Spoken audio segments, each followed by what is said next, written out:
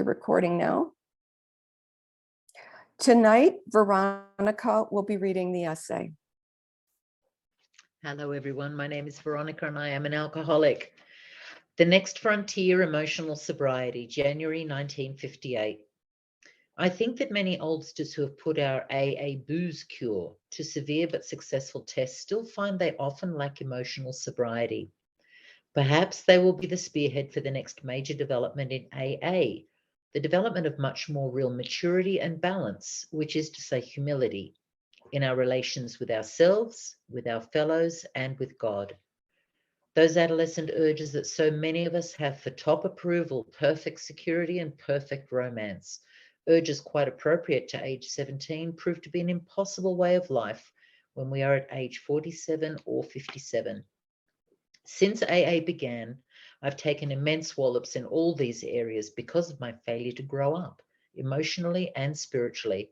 My God, how painful it is to keep demanding the impossible, and how very painful to discover, finally, that all along we've had the cart before the horse. Then comes the final agony of seeing how awfully wrong we have been, but still finding ourselves unable to get off the emotional merry-go-round. How to translate a right mental conviction into a right emotional result, and so into easy, happy, and good living? Well, that's not only the neurotic's problem. It's the problem of life itself for all of us who have got to the point of real willingness to hew to right principles in all our affairs. Even then, as we hew away, peace and joy may still elude us. That's the place so many of us AA oldsters have come to, and it's a hell of a spot, literally. How shall our unconscious, from which so many of our fears, compulsions, and phony aspirations still stream, be brought into line with what we actually believe, know, and want? How to convince our dumb, raging, and hidden Mr. Hyde becomes our main task. I've recently come to believe that this can be achieved. I believe so because I begin to see many benighted ones, folks like you and me, commencing to get results. Last autumn, depression, having no really rational cause at all, almost took me to the cleaners. I began to be scared that I was in for another long chronic spell. Considering the grief I've had with depressions, it wasn't a bright prospect. I kept asking myself, why can't the 12 steps work to release depression? By the hour I stared at the St. Francis prayer. It's better to comfort than to be comforted. Here was the formula all right, but why didn't it work? Suddenly I realized what the matter was. My basic flaw had always been dependence, almost absolute dependence on people or circumstances to supply me with prestige, security, and the like. Failing to get these things according to my perfectionist dreams and specifications, I had fought for them. And when defeat came, so did my depression. There wasn't a chance of making the outgoing love of St. Francis a workable and joyous way of life until these fatal and almost absolute dependencies were cut away. Because I had over the years undergone a little spiritual development, the absolute quality of these frightful dependencies had never before been so starkly revealed. Reinforced by what grace I could secure in prayer, I found I had to exert every ounce of will and action to cut off these faulty emotional dependencies upon people, upon AA, indeed upon any set of circumstances whatsoever. Then only could I be free to love as Francis had. Emotional and instinctual satisfactions I saw were really the extra dividends of having love, offering love, and expressing a love appropriate to each relation of life. Plainly, I could not avail myself of God's love until I was able to offer it back to Him by loving others as He would have me. And I couldn't possibly do that so long as I was victimized by false dependencies. For my dependency meant demand, a demand for the possession and control of the people and the conditions surrounding me.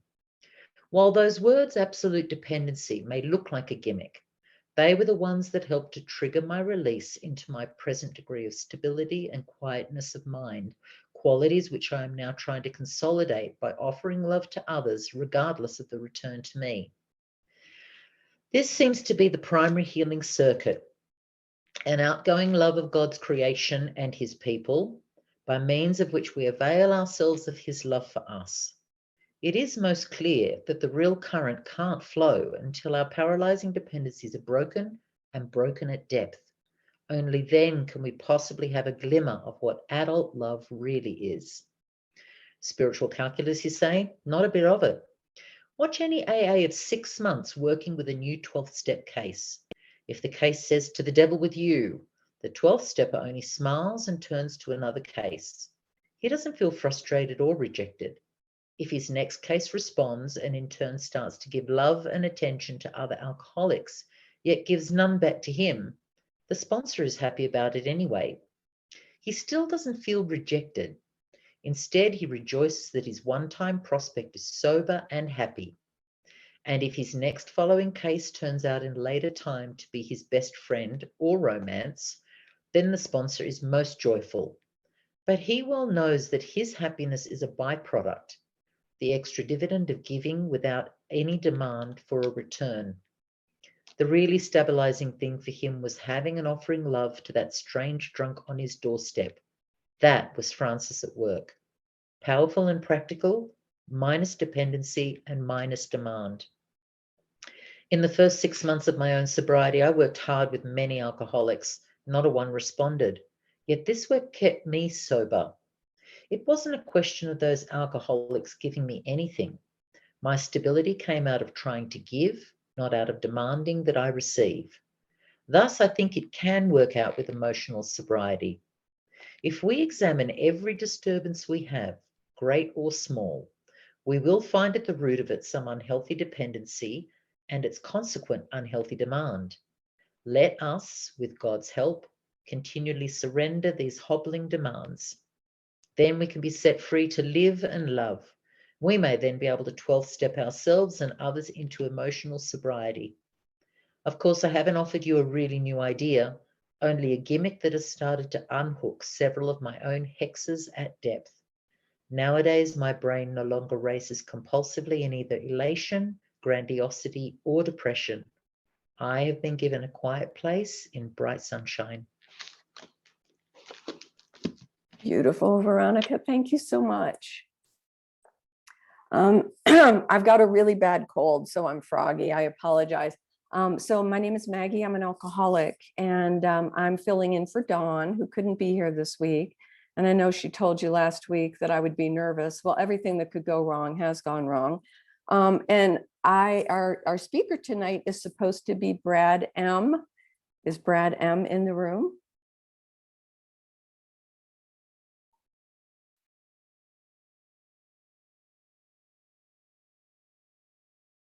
Okay, so like I said, this is perfect for me actually, because I get to kind of stare down a fear of just like, doing it wrong and so on. But I think what we'll do is, and if Brad shows up, then we will definitely have him share with us.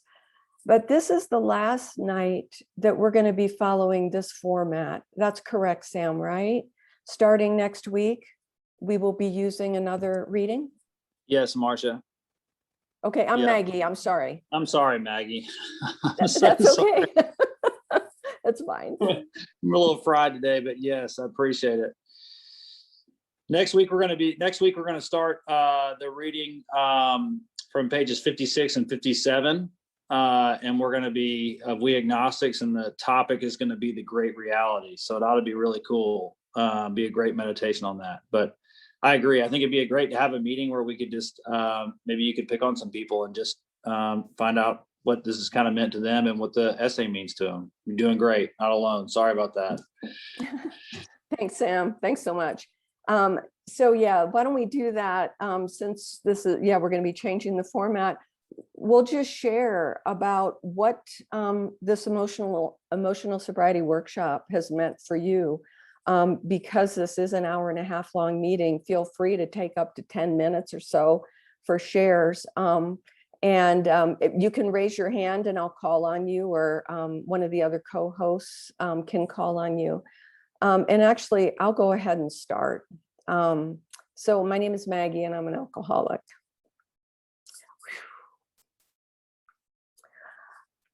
Wow. This meeting has changed my recovery. My little brother, who has 15 years or so more than me, I have 12 years right now, 12 and a half. And after this meeting had been going on for a little while, I think it was at the end of 2020, my brother John told me about this meeting and I hesitated coming on. I think I came in the beginning of 2021.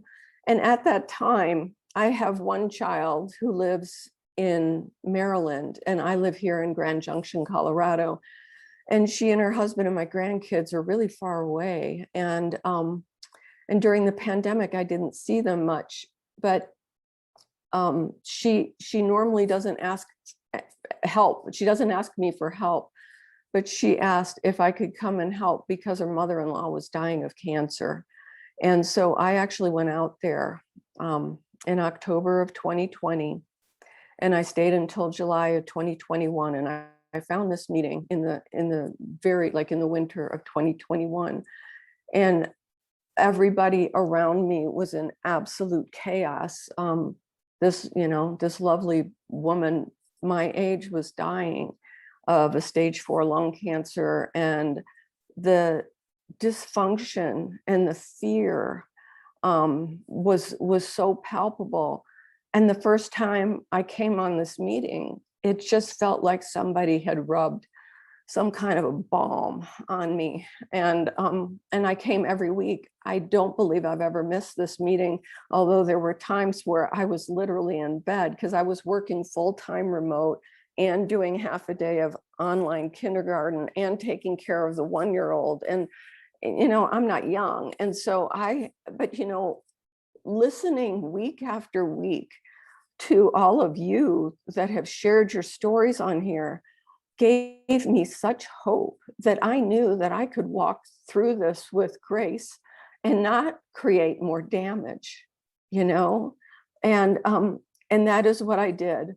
I could have been a little bit more patient with my son-in-law, but all in all, I can't believe how this program and this meeting in particular, hearing about these dependencies, almost absolute dependencies. I'm working with my sponsor who happens to be on here tonight. And that in conjunction with this workshop, I never imagined that I would feel as calm as I feel right now and not panicking that our speaker didn't show up or that I'm sick or anything else. It's like, oh my God, I could not have imagined, like I thought about like what peace would be like, but the peace that I'm feeling now is so different. I'm actually starting to love people, and I have hated humans my whole life. Like I love the world, but I have such trouble with people.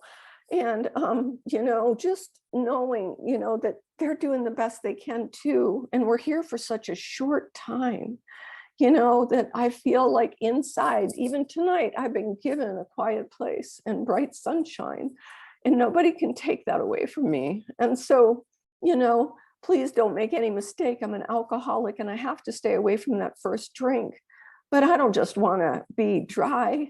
I want to know what it's like to live, to walk all the way into my life, because I have been a bystander. I'll be 63 in a month or so. And it's like, I feel like I'm just waking up into my life. And, in the big book somewhere, it says, the best years of our existence are before us.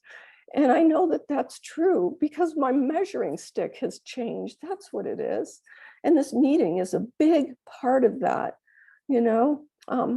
So anyway, I'm Maggie, I'm an alcoholic, and I'm just really grateful. I'm actually the co-host with Dawn, but she couldn't be here. And so I'm just filling in for her tonight. And if you'd like to just raise your virtual hand or unmute and just share about what this emotional sobriety workshop has, what it's been like for you over the time that you've been coming here.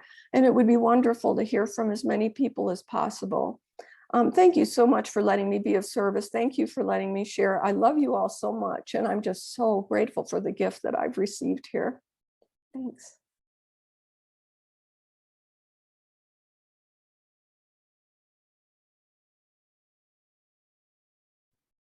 I'll go. My name's Cheryl, alcoholic, and I'll just jump Hi, in. Cheryl. Hey, everybody. And because this is my second time here. So my first time was last week. And I do the 7 a.m. on the group 7 a.m. meeting every morning. So I feel sort of silly being just jumping in, but all you guys, most of you, I think have been here for a long time. And I came here last week. So it was one meeting. And tonight, as soon as you said we're going to change the format, I'm like, no, why are you changing the format now? No, I love that reading. And I had never heard that reading before. So I've been in AA since 1997 and I'm 13 years sober. And I just never heard that letter. When you guys read it last week, I immediately Googled it. Of course, I printed it. And then I was in shock by that letter that I haven't read it and I've been around for so long. What's wrong with me? But this meeting just last week has already changed my whole life. Just the speaker last week was so good. Thank you guys for all your, this is such, to me, this is such a well run, whatever the correct is, meeting. I got the Dropbox link and I've been listening to other speakers. I've been going back and listening and learning, and it's been so helpful. My daughter has become estranged from me as of May 5th, and I was a single mom. Since she was 9 months old, I didn't get sober till she was 12, but I had breast cancer when she was 5, and they gave me 6 months to live when she was 10. And in 1998, when I got sober the first time, she was going to Alateen. Someone was taking her, and I didn't know who. Still don't know who. And in the middle, she walked out. She said, "Mom, I love you, and I know you're dying of cancer, but you're a drunk and you're a mess, and I won't stay here and watch you drink yourself to death." And she walked out the door. She didn't talk to me for 3 years. And after 2 bone marrow transplants and mastectomies and drinking and drugs and all the shit I've been through, I don't know. I know this is like I'm all over the map because I wanted to kill myself when she did that. And she just doesn't want to have anything to do with me now. She's 38. And I'm like, but I've made my amends. So last week, who were you all here? The guy was, I think he was the Al-Anon guy. What I got from his story pushed me into meditation. I'm meditating every single day. I just haven't been able to get into that. It's helping. I'm praying. I'm just trying to get through this. And this is, you would think of it being given 6 months to live and being told that if you don't, that you got to get sober to get your affairs in order. I have multiple myeloma. I have been on Medicare since I was 37 years old, and I'm 64. I'm not supposed to be here. Why am I here? I'm not prepared to be here. This is a funny joke, God, because when you think you're going to die for 30 years, it's not like I have a 401k. What am I going to, I'm not planning for that white picket fence. I did buy a Sprinter van so I could go live in a van maybe, but I just wanted to jump in because I think this is such a beautiful meeting. Nobody ever wants to start. We're all the same. But once it starts, it'll get going. And I know I'm going to hear a lot of beautiful stuff in which I didn't start. I'm sorry, I talked really fast. But I know I need to go to Al-Anon. I get that. I'm sure I'll get that to last week. But I just thought the share last night rocketed me. And then the other shares I've been listening to continue to help me. So I'm happy I found you, and I will still be here with our new format. And I just wanted to tell you how much one meeting last week and the shares, the guy who shared about his son that I think you're here, that didn't talk to him at 24 for a year and a half or something. I just heard things that have helped me not want to kill myself and not want to drink. And so I'm sorry to babble, but I'm Cheryl. I'm super grateful to be here, and I'm super grateful to get to know you all. So now everybody jump in. Thank you. Thank you, Cheryl.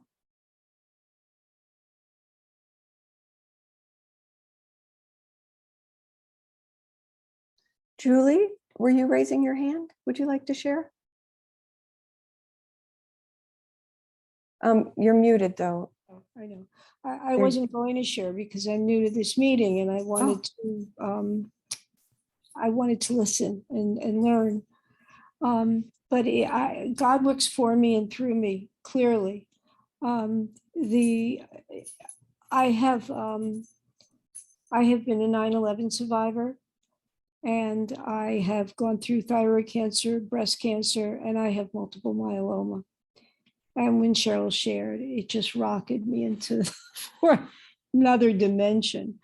My heart goes out to you. I mean, it goes out to everybody here. We all have our stories and our pains and our struggles. But the treatment has just, I have to go through for 2 years and then some, who knows? I'm not supposed to be here. And I just experience a huge amount of gratitude and fear. They sort of balance each other out. But this morning, I was working with my, he's like a therapist, my sponsor. He used to run Smithers in New York. He's been in AA for decades.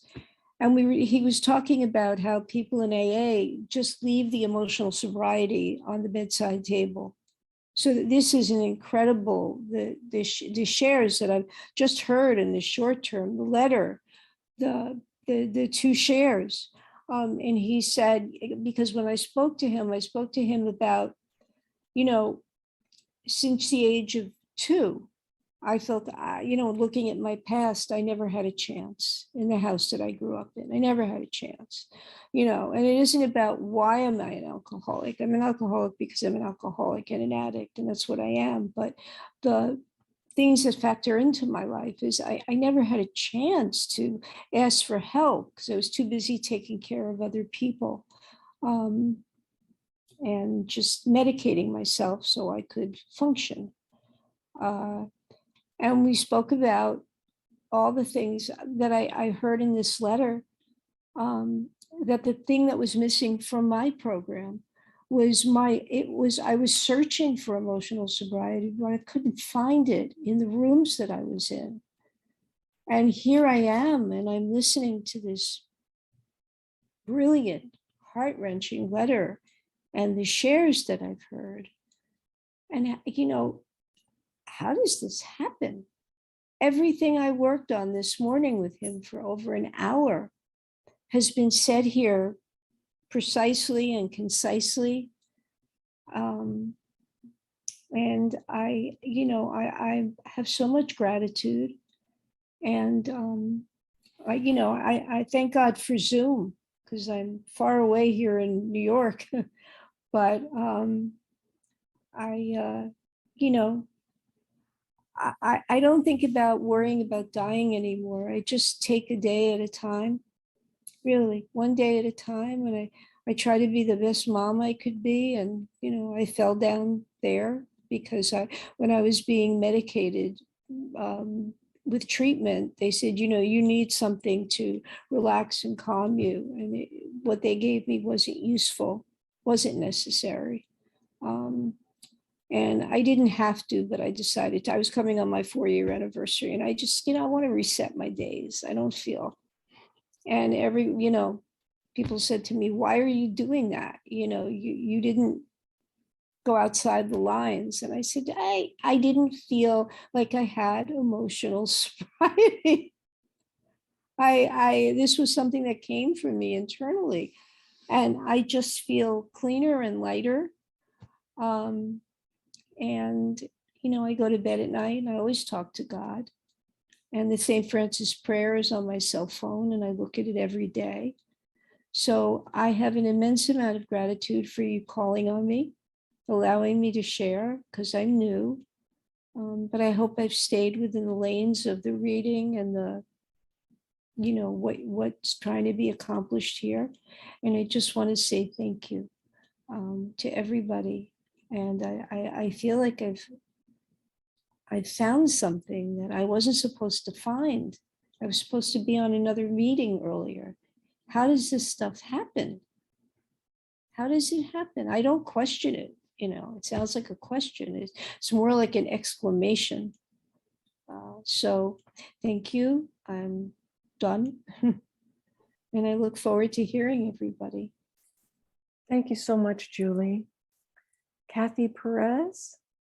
Hi, Maggie. Hello, dear ones, Kathy, and here in Denver. One of the things that I've loved about this meeting, and Maggie was the one who introduced me to it, was since it's, I guess, technically sort of not an AA meeting, but a meeting of workshop of members of Alcoholics Anonymous and maybe possibly other 12-step programs. So I've heard some of the other things that you're reading or some of the other things that guide your spirit. I heard 3 times at this meeting, what's his name? Michael Singer's The Untethered Soul. And that was last spring. I tell you, that just changed my life. And then after the fire, my sponsor family got a bunch of recovery books for me, which is, yay, thank you all. And one of them was a book I am shocked, maybe sounds a little arrogant, maybe a shock that I did not know about, nor had I read. And that is Ernest Kurtz's Spirituality of Imperfection. So, whoa. One of the things he's talked about there is he loved Alcoholics Anonymous, although he was not one of us. Harvard scholar, psychologist, theologian, I guess, somewhere in those categories. And one of the things that he says is that what we have here is the storytelling and the story listening, because each of us has our own unique experience. In my experience with my life, in my world, and whatever it is, even though the details might be my own, the experience is the same. Since the early philosophers, there really is no unique experience anymore. It's all same themes, but we all have different ways of looking at it. I would say in all of the things that have happened, life on life's terms, which is, I thought honestly was just a bunch of crap, truly, in the beginning. It's like, really like F you, like, don't you know I'm suffering? And one of the things that I liked is when I surrounded myself by the people that I could hear, they were actually kind about that. One of the things that I know to also be true is we're sensitive. I heard somebody say we're clinically sensitive. We're sensitive. And some of our sensitiveness is wrapped in really hard exterior. I had one of those. I was a fighter. I would actually, when I was drunk, I'm an average sized woman, not big, not small, average sized woman. I would actually pick fights with guys that sort of look like Sam. I have no ability to hold myself up in a bar fight with a guy when we're both drunk. That's insanity. Thank God he never threw a punch, because I don't know what I would do. I mean, it's insane. All the levels of insanity, because what was really true is I was terrified. I was terrified. I was wounded. I was confused. I was full of shame. Growing up, in the house of horrors that I called it, I was the wrong ethnicity. I grew up on the wrong side of town. I was the wrong everything. And so I went into the world thinking that I was wrong, and alcohol puffed me up until it didn't anymore. And it wasn't until I could tell the truth, and the soft little voice inside of me finally was able to say, I need help. I'm not okay. I'm like not okay. And then by telling that, who knew? There was so much I didn't know, And then when I finally got less afraid and I got less defensive, and the ladies my age now, they were the only ones that could tolerate me at meetings, because I was like pretty intense. I guess I still am. But I was angry, and I would swear all the time, and I still swear all the time. I'm not angry anymore. But and they would put their arm around me, and they would talk to me, and they would look me in the eyes, and they wouldn't turn away, and they wouldn't push me away. They would keep saying, come back. And I'm like, why do you want me to come back? I just said F you to your face, and they would ask me to come back, and they got it. They understood. I'm sponsoring a newcomer right now, and I watch it in her, and she's confused, and I was so confused. I knew something was terribly wrong. And I didn't want it to be alcoholism, because I really liked to drink. I really liked the effect that alcohol produced until it no longer worked. And what didn't work about it was I was no longer me, if I ever even knew who the me was. And so then over the early sobriety, as it started to change and started to shift, and little by little, I started to wake up some, and I started to be able to see, maybe it's possible. Because what all of you did who walked before me is you shined the path. You showed me how to do it. And then I became teachable. And I didn't even know what that meant. All these stupid cliches. I didn't have any idea what any of them meant until it started happening to me. And so here's what I've learned, and here's what this book, Spirituality of Imperfection, is teaching me, is our very stories are the thing that bind us together in our spiritual walk. And so my sponsor said to me on Tuesday night, she said, well, what does that mean? What is a spiritual experience? So I shared a little bit about mine. I gave her homework assignment to go to meetings, ask people what their spiritual experience was. So the very next morning in that Ernest Kurtz book, read exactly, I texted her exactly, he says, a spiritual experience is looking at reality differently. Huh, isn't that true? The first spiritual experience that I had was when I no longer was obsessed with alcohol. I never thought that would change. I was obsessed with it. I was even thinking about it. I was doing it. I was planning for it, getting over the hangover from it, dealing with the consequences of it. It was a big part of my life when suddenly it wasn't. And a few days had gone by, and I remember calling my sponsor and saying, I haven't thought about drinking in a couple of days. That has never happened, like ever happened. I was obsessed. It was like a unavailable lover. You know how obsessed we get about our relationships. God almighty. So it's the same thing. I was obsessed with alcohol like it was just an unavailable lover. And it kind of was. And it was a bad relationship. It was a really bad relationship. And so what I wanted to say about emotional sobriety in the essay is I don't know that I, in my heart, identify so much with the verbiage of dependencies, but I really identify with the idea of expectations. And so I think that maybe the same. I don't know. But when I think about what it is I expect out of life, so back to the fire for a minute. That's going to be my story for a long time, I guess, because it is my experience. And so what happened with the fire is I didn't have an expectation that it should or shouldn't happen. I didn't have an expectation that I was a victim or not a victim. I had a really big experience with grief, deep grief, in my soul grief. It wasn't feeling sorry for myself. It wasn't like, God, why did you do this to me? I didn't have any of those thoughts. I don't know why I didn't have any of those thoughts, because those thoughts actually stick with me a lot, or they have in the past. That's my spiritual experience. And so then what I was told literally is go into the experience. And here's why I think, I don't really know, but I went into the experience. I was inconsolable. My sponsors will tell you I was unavailable. I couldn't even talk.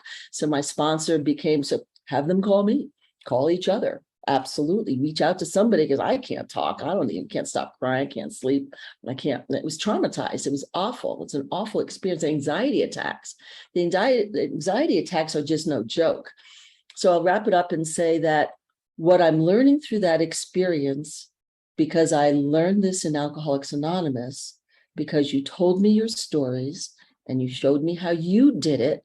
And then I found the courage to maybe do it also and follow our path and follow our principles and to do the best that I can to incorporate them in my life.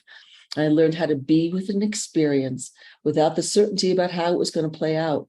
So yesterday I was leaving the office for lunch and I was walking to my car, and it's this very sweet little voice in my head said, it's already all okay, And I was like, I know that.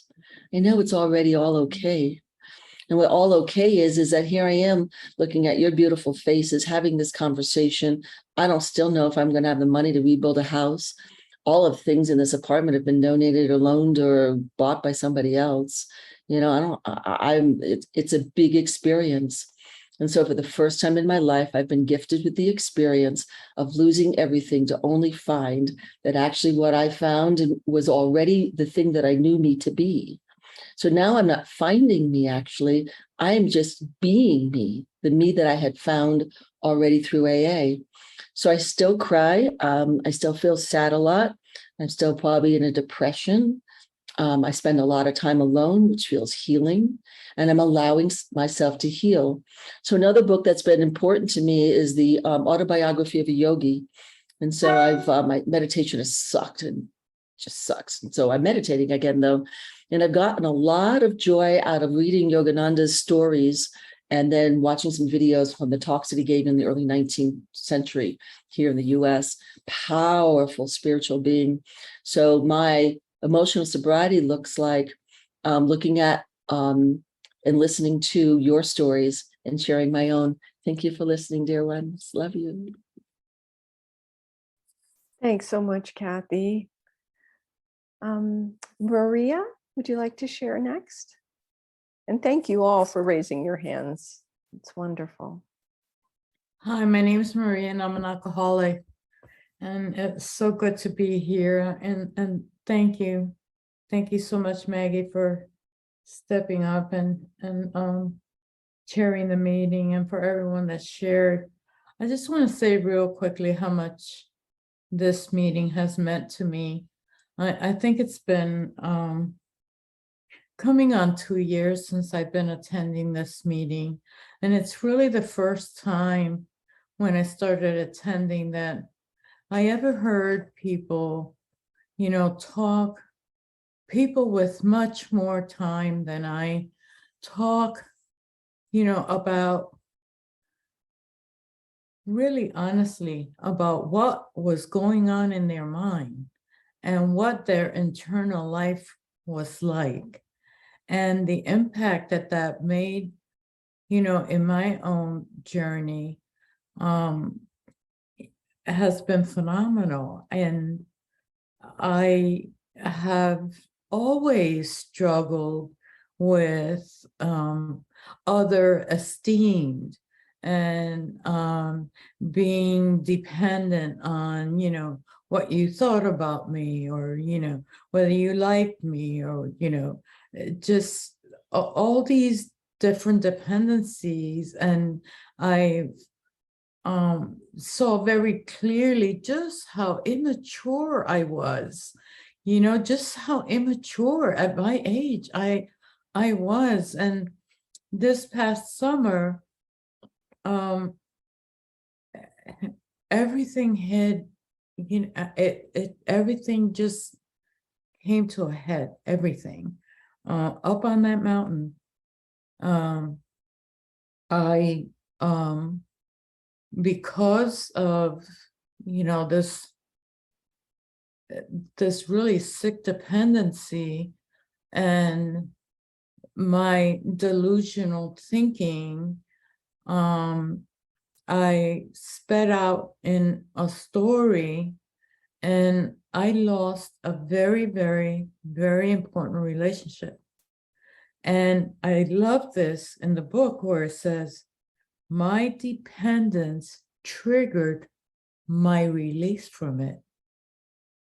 And so because that happened, because I hurt somebody, because I hurt myself, because the relationship ended and I was like more awake than I ever was to what I've been up to, I was able to see the truth and start seeking and start doing some different things. And I tell you that, the past week or two, probably the past 2 weeks, I've experienced a tremendous amount of release, but I've had to do some, to be into action in my own life, and not that I haven't, I have a, a daily practice, but it just, that was not enough. That was just not enough for me to stay awake and aware. And so I'm just really grateful for this meeting. And that there's a couple of quotes that I just really resonates with me, and I'm really feeling this. And that's Thomas Merton, love is our true destiny. We do not find the meaning of life by ourselves or alone. We find it with others. And so I think of you as those others in these past couple of years, and then Richard Rohr, before the truth sets me free, it tends to make me extremely miserable. And that's just how, my experiences has always been. I've always had to be, up against the corner, in a tremendous amount of pain, and in order for me to truly surrender and concede to my innermost self okay, this is not working, God. God, I need your help. I really, really need your help. And just doing some very consistently some of the things, and getting outside of myself and continuing to be of service to other people, and just, just trying to, be the person that God meant for me to be, and the person that God wants me to be, and there's a lot of principles that learning to apply in my daily life, and, learning what authenticity means. What does authenticity mean for Maria, and those are big stuff for me. But I don't know that I would have had the courage if I didn't have the support and the love and the guidance that I've gotten in this meeting. And I'm just really grateful to be here. And that's all I have. Thank you so much, Maria. Soraya, I hope I'm saying your name right. Thank you, Maggie. Hi, everybody. My name is Soraya. I'm an alcoholic. Really grateful to be here. I've been on this meeting a handful of times, and I always am very ministered to by everybody's shares. And God has me in a season of really learning how to walk out the St. Francis prayer on a daily basis. And I love how Bill says at the end of the letter, he uses the phrase adult love. And I laugh because, part of this season and what I'm learning is I'm encountering my own selfishness, like the depth of my own selfishness, right? In my relationships. And adult love is the opposite of that, right? Adult love is being able to comfort rather than be comforted, and understand rather than seek to be understood, and all the things that are in that beautiful prayer. And for the last 6 months, I've had my adult stepson living with me and my husband. My stepson is 26 years old. He's an active alcoholic. And it has pushed me to a new level of needing to work my program. And it's been really tough. It's been tough on all three of us. We've all been forced to grow in new ways, which is totally a God plan, right? Like I see the bigger plan here, the divine plan. But it's really given me an opportunity to confront my selfishness and begin to practice adult love, even when I don't feel like it, even when I don't feel loving, or I'm feeling impatient or frustrated or whatever feelings I'm feeling, but to take contrary action and to do the right thing and to be a good stepmother, even when I don't feel like it. So I wouldn't be able to do this if it wasn't for what I've learned in this program and what I continue to learn. I certainly would not be able to do this without God's support and direction. And when Bill talks in the letter about dependencies and how they paralyze us, I'm really being instructed on my dependency on food, my dependency on other people's validation, my dependency on, seeking a certain type of emotional intimacy from my big brother and not getting it, and the fallout from that. And it's just so interesting how I'm really driven blindly by these dependencies. And if I'm not willing to take them to God and invite in that divine healing, then I will end up depressed, like Bill talks about in the letter. I will end up depressed. And I don't want to live that way anymore. I know all about depression. I've had seasons of that. And today I choose not to go down that road and down into that rabbit hole. So I have got to make conscious choices about, where am I going to place my attention today? What kind of a program am I going to choose to work today? what is my prayer life going to be today, so that I can act in adult love even when I don't feel it, you know. So thank you so much for this great meeting, and I'm excited about the new format too. It sounds great. So God bless you all. Oh, thank you so much for sharing. Aisha, would you like to unmute? Sure. My name's Asia. Hi. Alcoholic and a grateful member of Al-Anon. Sorry, I thought there were a couple people ahead of me, so I was surprised. I haven't tuned into this meeting in a while, but I remember tuning into the emotional sobriety workshop meeting in 2020. And then I've come in sporadically over the past couple of years, and this meeting has helped me tremendously. And I love everything that's been shared. And I'm really grateful that I happened to tune in today on the last night that you're doing this format. And I look forward to hearing that. The Great Reality format sounds really cool as a topic. I'm definitely going to come back and check that out. Also, I was in a fire recently, and not to crosstalk, but someone I gathered was sharing about that. Just a lot of like synchronicities in the meeting. And I was just reflecting, it's like we witness miracles in this program like every day. Like they're not really exceptional. They're happening all the time for, you know, all of us to be in here together. A bunch of things like had to go right and go wrong for us to all be here in this moment together. So I'm really appreciative of that. And I'm just reflecting on the letter. You know, I really loved. I haven't read this letter in a while. I remember the first time I did read it was in a meeting years ago, and it rocked my world then. And in my experience and my recovery, you know, sometimes I hear stuff like I've heard things throughout the years, but they don't always have a place to land, you know, until they do.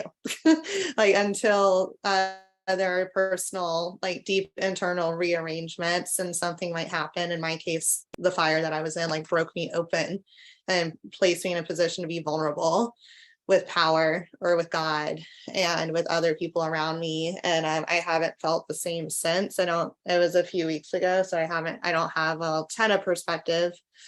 But it was definitely a big event.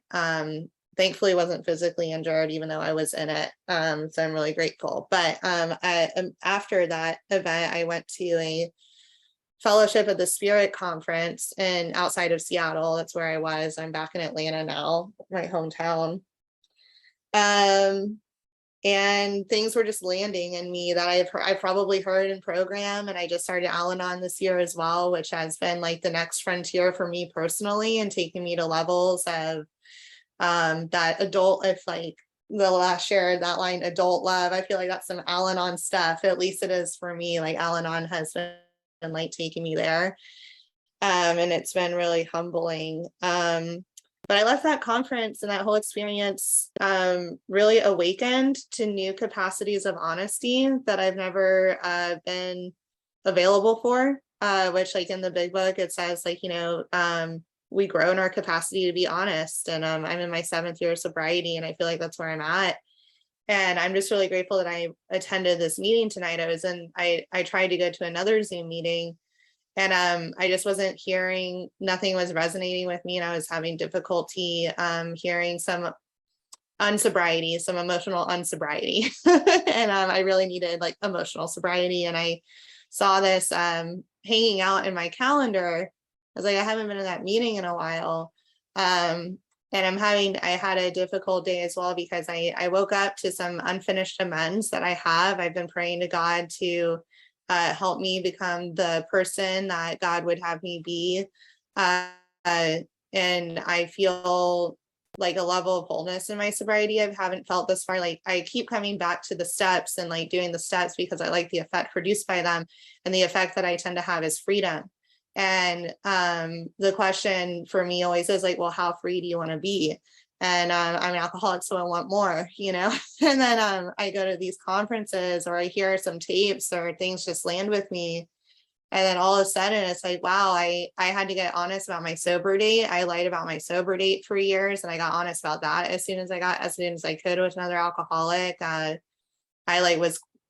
lied for years that I smoked a weed pen for the first 2 months since I picked up a white chip. So my sobriety date was like 2 months, later than what I'd been saying for like almost 7 years in my program. And that didn't bother me. And all of a sudden it bothered me, and like, I think that's a product of emotional sobriety and this program working. And I have unfinished amends for shoplifting that I felt like I never needed to make. And all of a sudden I want to make them, I want to make my amends to Target, and I have no idea who that's for. The more and more stories I hear in these rooms is that like our experiences, it's like we're here to enjoy life and like get right with God and ourselves and everything. But ultimately, it's like this letter says, like the happiness that we experience is a byproduct.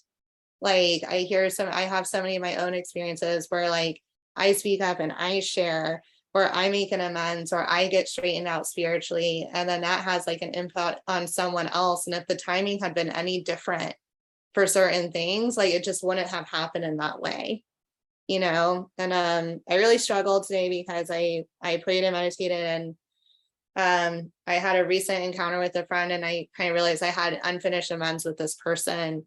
And I had multiple spiritual guidance people that I considered trusted spiritual people that have spiritual consent to guide me, one of whom I call my sponsor. But she implied that I had like unpure motives, which I understand why she says that, but that's not true. Like I know in my heart that it's not.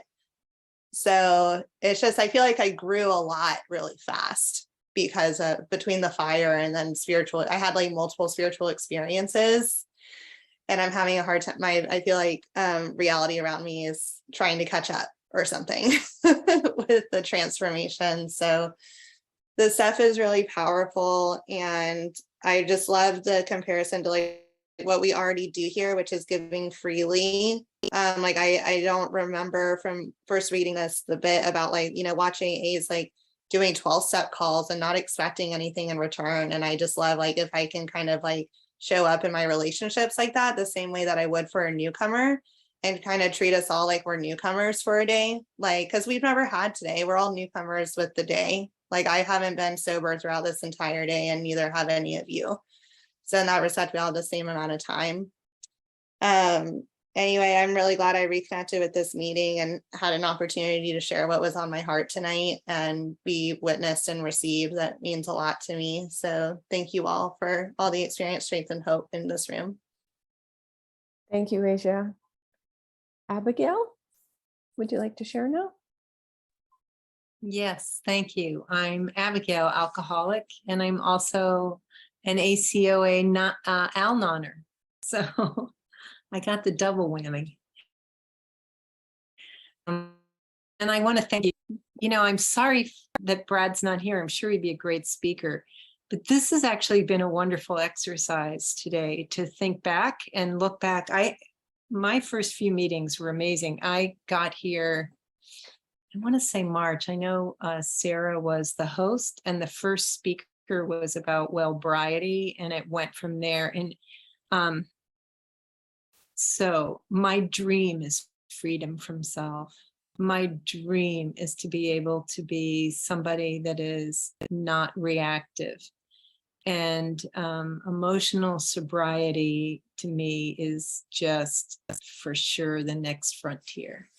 And I had been through some things in my life that were pretty rugged the following year. And somebody actually sent me a great section of that emotional sobriety letter about not being dependent on any person, place, or thing, but basically being dependent upon God.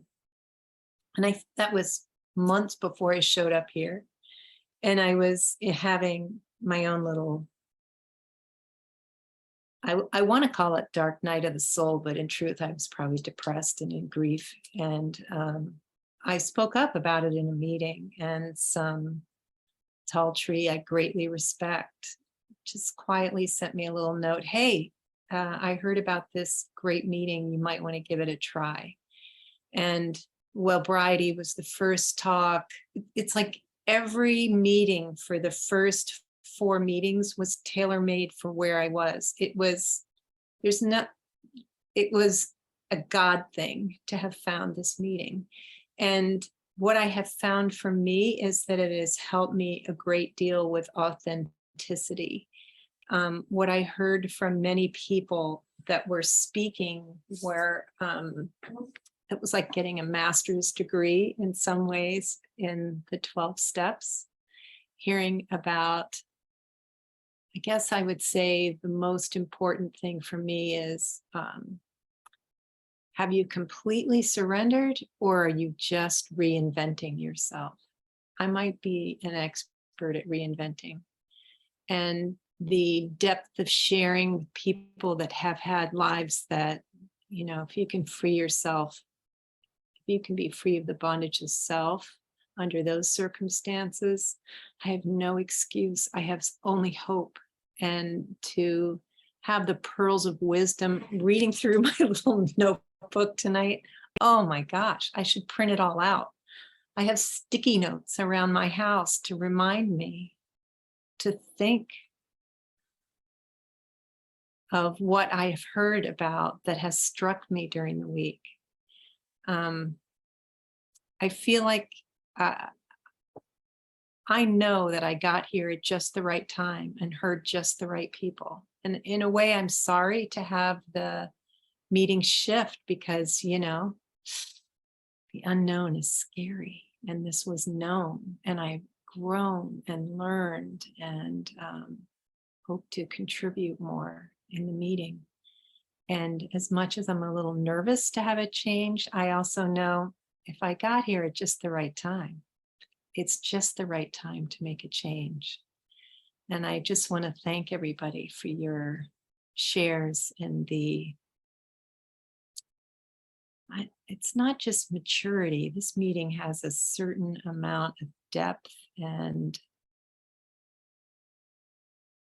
wisdom and authenticity that I find rare and much needed. And I think it was you, Sam, that started this. Way to go. Thank you. Thank you, Abigail. So forgive me for not knowing exactly the order, but I think it's going to be Sarah, Veronica, and then Nancy. Hi, everyone. I'm Sarah, and I'm an alcoholic. And wow, this has been a great meeting. And I'm a little sad to see it change, but I'm also real excited about it. It's one of those things, you know, it's one of those transitions you go, you know, I have a prayer that when I'm going through some really tough times in my life, it goes, please help me to remember that you have prepared me and I am ready. So whatever's coming about, here we go, you know, and just to be, you know, life's an adventure. Let's see what it has and what it has in store for us. Thank you. Thank you. This Maggie, thank you for stepping up, and Sam, I've seen you all the time, and thank you for starting this and continuing it. And I'm looking forward to seeing the direction it takes. But this meeting has been literally a godsend to me. Literally, this meeting saw me through the whole time that I was in my phone is hearing me talk and is answering me back. I got a new phone. It starts talking to me every now and then. But this, my husband died 6 months ago, and I started coming to this meeting quite a while before that. I mean, I've been, I think, for at least 2 years now.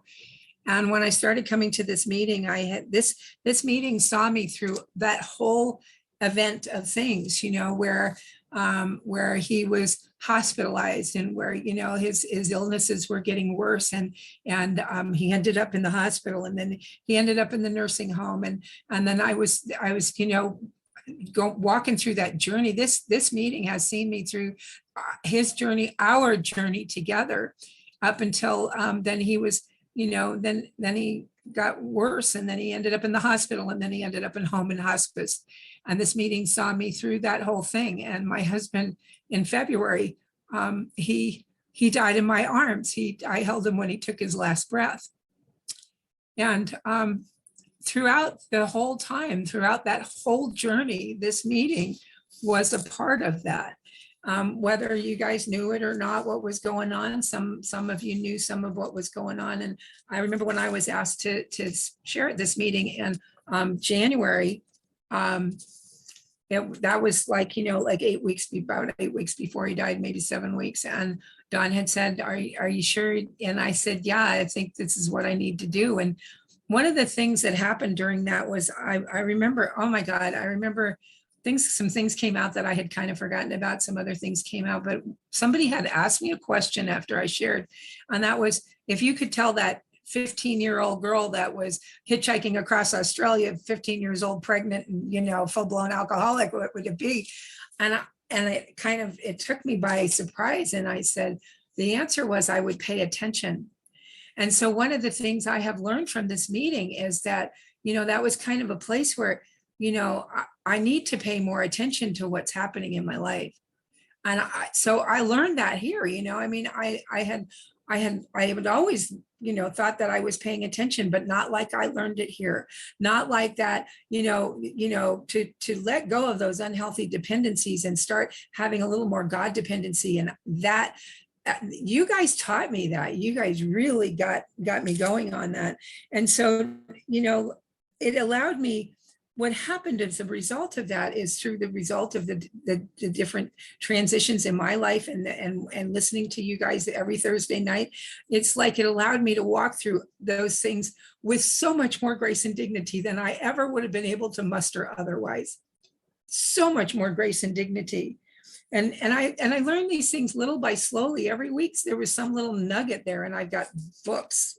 I mean, just notebooks full of little things I've written down, and like somebody else said, the sticky notes, and to take things slowly, little by slowly, but I've also learned to go deeper and to go further in not just my own life, but to help others. The women I sponsor, I've helped them to go deeper and further than I was able to do before. And so I attribute that to, it's not just suiting up and showing up in Alcoholics Anonymous and, because that allows me to suit up and show up in my life. But particularly there's certain particular meetings that have really had that element of emotional sobriety and emotional maturity that have, that where we are allowed to go deeper, where it's not just, what we did in the last week, and like that little mundane talk sometimes we have. And I've learned to be a better member of AA, a better sponsor, a better sponsee, a better trusted servant, better emotional sobriety. I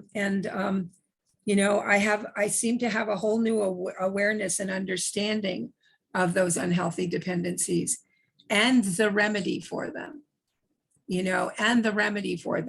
I've learned more about, when the fear hits and my knees buckle, to let them buckle a little further and land on the floor. So I'm kneeling, I mean, that's kind of one of the things that I've gotten from this meeting. It's just been amazing for me. So, I hit my knees, and, when we talk about carrying the message, it's not just carrying the message. It means to take it with us.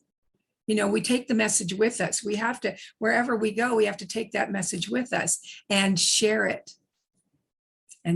That's what carrying the message is all about. And I believe the message is hope.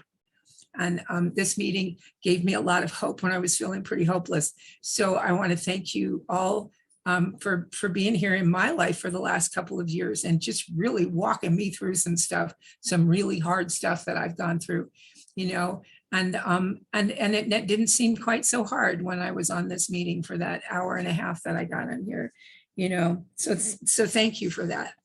And that's all I've got tonight. Thanks. Thank you, Sarah. Veronica?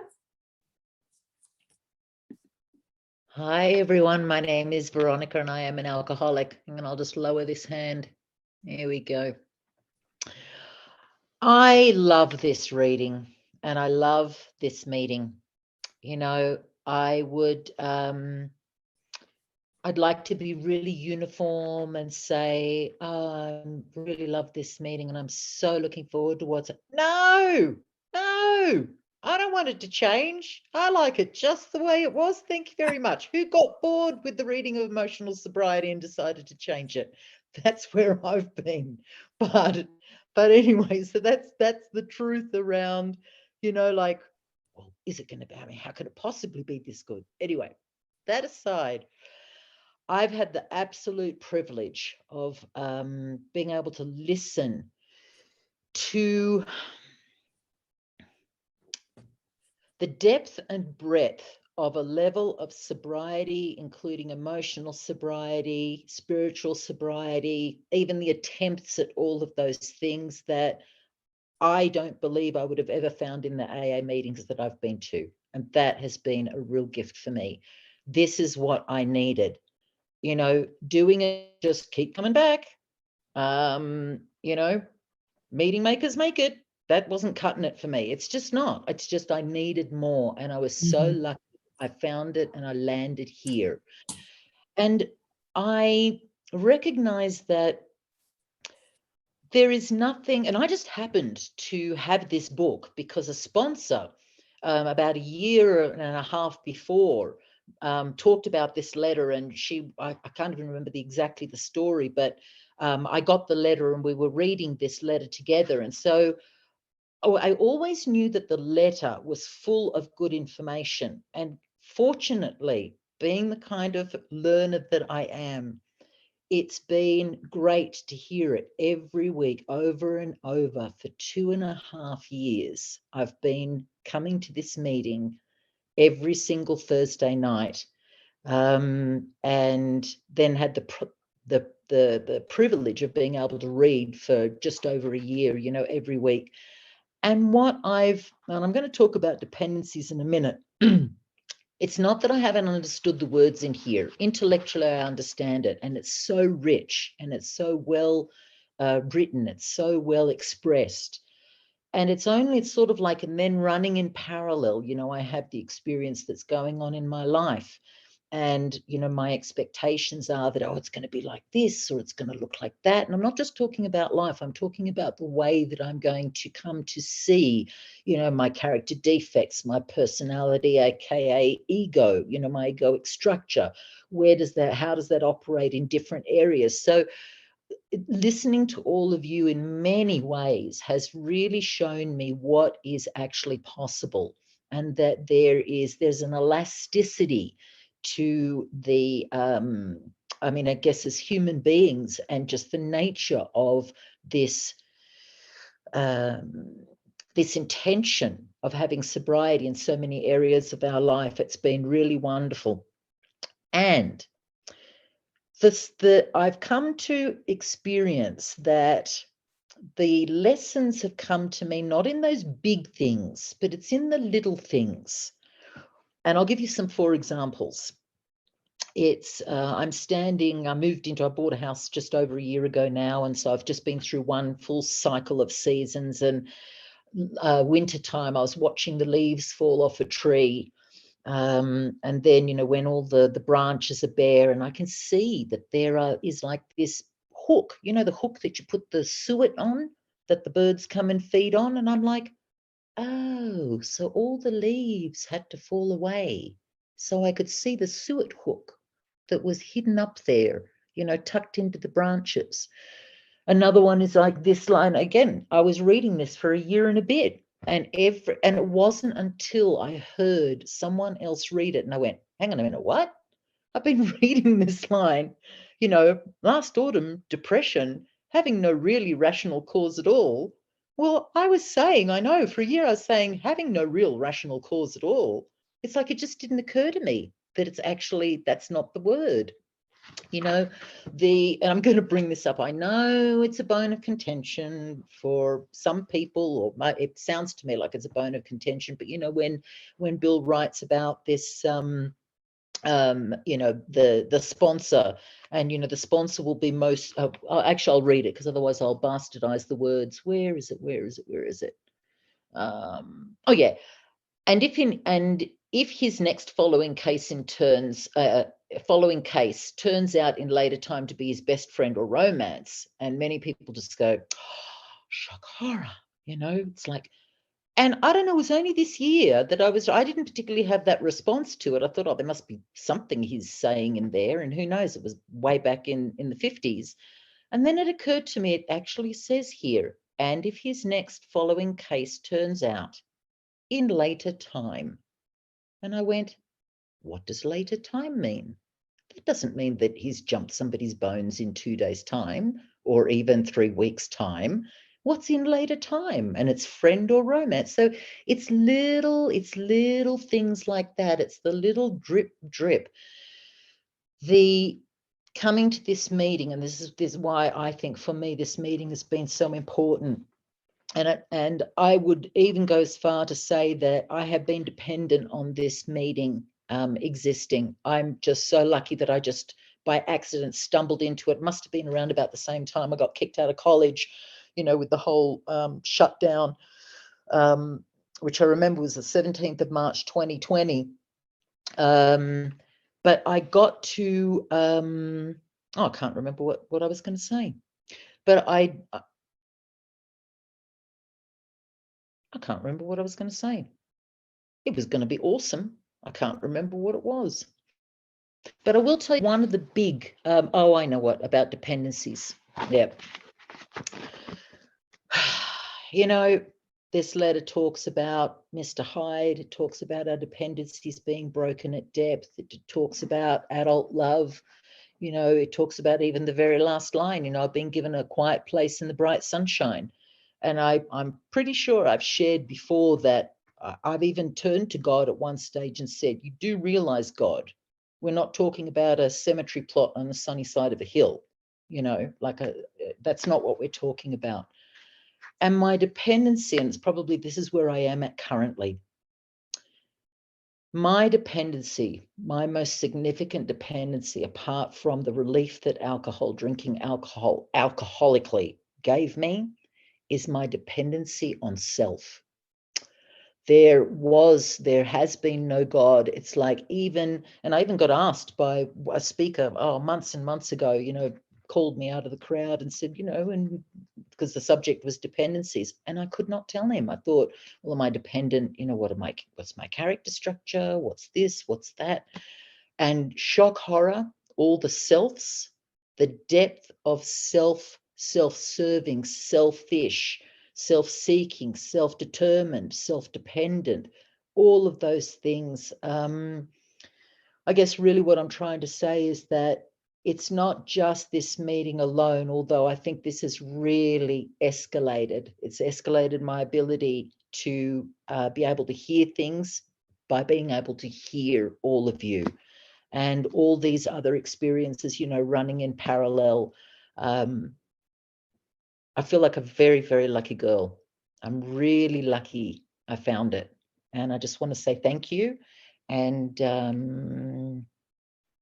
that's it from me for now. And I will see you next week. Thank you, Veronica.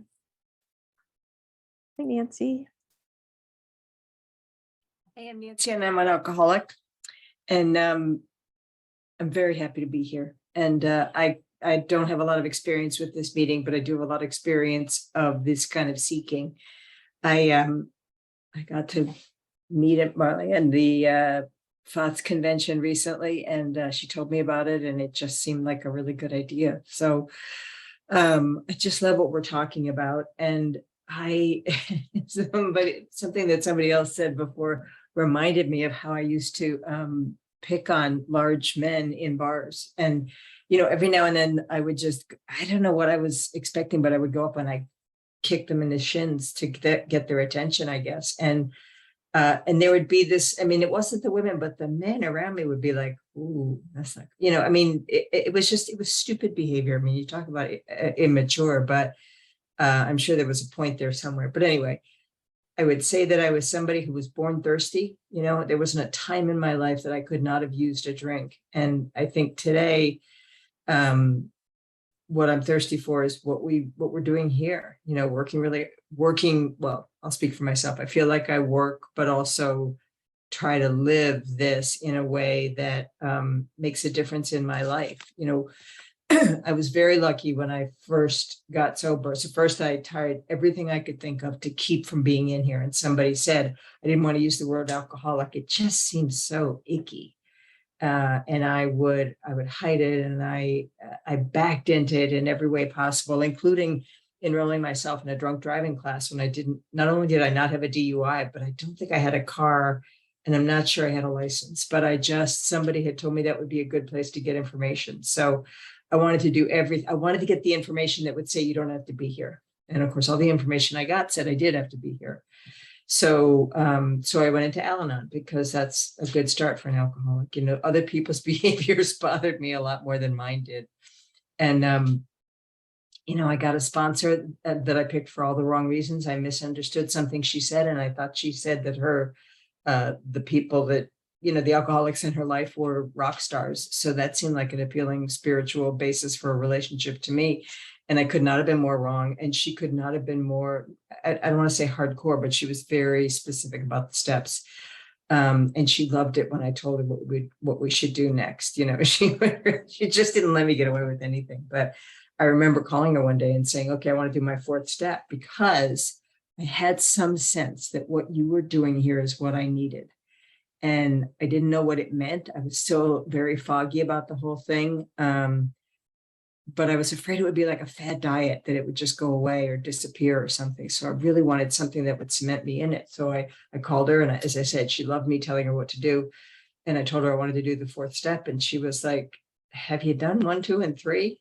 And again, it was like, oh, never occurred to me that they were like in order in some way. You know, I had no idea, but I had that hunger for it. And my experience of alcoholism, I'm not saying that I didn't do outside damage or that other people didn't suffer, but it was very much that I couldn't live with myself. I couldn't live in my own skin. I couldn't bear the voices in my head. I just tortured myself, and my mind was not my friend. And that took a long time to get, you know, to move past that. But you were patient with me. And, you know, like somebody else just said, people would give me advice that didn't really, you know, go to meetings, ask for help and stuff, which was great. But I really needed to do a lot of internal work, and I needed to develop a relationship with the God of my understanding that I didn't really have. And I would say one of the things that's been really helpful, I mean, I've been working on this more than 30 years, but the pandemic really gave me a time to be quiet in a way that I had never experienced before. And it's not like I'm recommending pandemics, but that was how I spent my time.